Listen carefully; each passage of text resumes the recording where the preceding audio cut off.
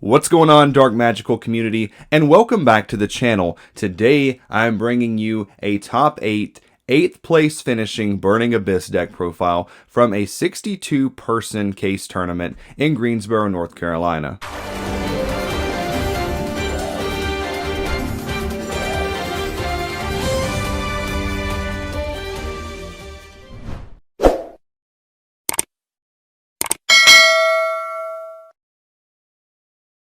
This video is sponsored by Easy Gaming, total battleground domination since 2018. What's going on, guys, and thank you all for joining me again today here on the channel. As I stated during the introduction, today we have an 8th place finishing Burning Abyss deck list from the Power of the Elements case tournament from Easy Card Gaming in Greensboro, North Carolina. The deck was piloted by my friend Glenn Auman, and so we're going to jump into this deck profile here. But before we get started, as always, please make sure that you like, share, comment, and subscribe. It motivates me to make more content like this, more deck profiles, more things of that nature. So whenever you guys hit that subscribe button, hit the like button, really means a lot to me and motivates me to go further. So let's go ahead and get started here. Starting things off, we have one Barbar Malebranche of the going into time.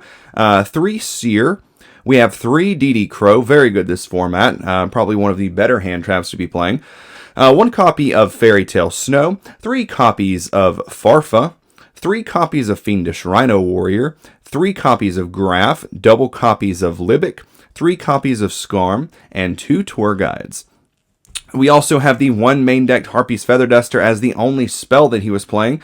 Then we have 1 compulsory evacuation device, triple copies of Ice Dragon's Prison, triple copies of Mischief of the Gnomes, which if you don't know what this card does, it says this turn reduce the levels of all monsters in each player's hands by 1, even after they are normal summoned or set.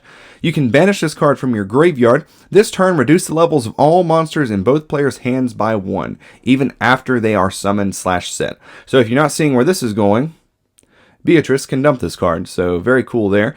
3 copies of Paleozoic Dynamiscus, 3 copies of Solemn Strike, 2 copies of Storming Mirror Force, and 3 copies of Torrential Tribute. So going into the side deck, we have 2 copies of Token Collector, 2 copies of Cosmic Cyclone, 3 copies of Dark Ruler No More, another one of the probably the better cards to be playing this format, 2 copies of Twin Twister, 3 copies of Anti-Spell Fragrance, and 3 copies of Dimensional Barrier.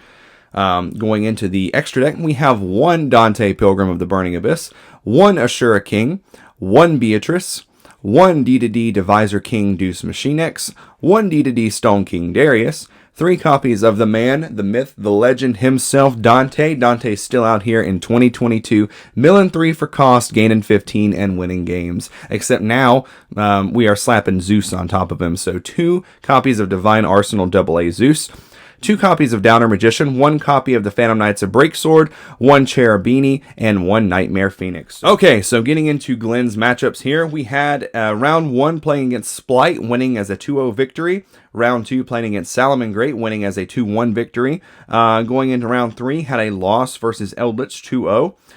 Going into round 4, managed to win 2-1 against Branded Dark Lord. Round 5 was a win 2-0 over Splight.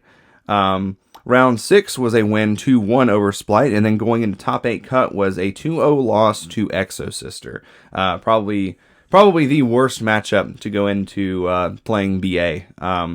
I myself did play Exosister yesterday for the first time, and that deck is very cool.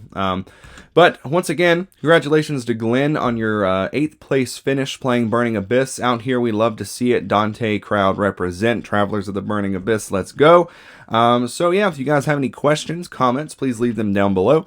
And like I said in the beginning, if you enjoy the content and you want to see more, please consider subscribing. Alright guys, this is Mike from Dark Magical Gaming, signing out until the next one. Take care, everyone.